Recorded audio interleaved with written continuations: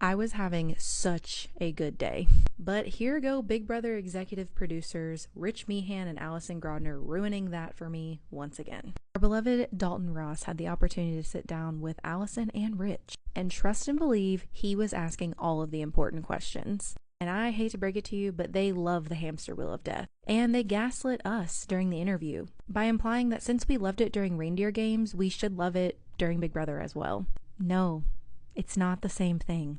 It's not. Reindeer games is a silly little game. Big Brother is a social experiment at its core, and it should never be relying on competitions to eliminate anyone. So Dalton decides to ask Allison about how a purely athletic twist ended up taking out Rachel Reilly, and that not being a typical part of the Big Brother competition. Allison chooses to completely gaslight us, and let me just read you a snippet of what she said. "I think that's off base," says Grodner. "There absolutely was a social element to this.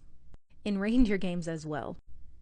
Remember, not everyone was going to go into that wheel. So your relationships and where you stood in the hierarchy of things and your threat level and the way that you worked in those 10 minutes and jockeyed for position were key." Now I'm going to paraphrase, but Grodner's like, look at Ashley. Look how she turned out.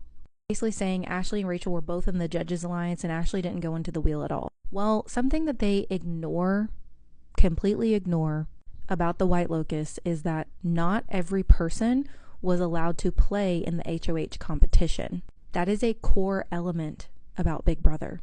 Only the outgoing HOH doesn't play in the HOH competition, and it should never be any different than that. I think with the exception of like a twist where there was a HOH takeover or something, when you allow the person that was taken over to go ahead and play in the next competition, it should just remain that way. We shouldn't be changing that. But the other executive producer, Rich Meehan, he co-signed with everything Allison Grodner said, of course. He added that he believes there is a social element to the White Locust twist. Rich goes on to talk about all of the different social elements that they were considering when they designed this twist and blah, blah, blah, blah, blah. Look, they're gaslighting us. They're gaslighting us to save their asses, because towards the end of this article, they essentially allude to the fact that the White Locust could be back. Much like everything else Big Brother does, leave it to them to do something incredibly stupid and then stand 10 toes down on it. So, let me know your thoughts in the comments.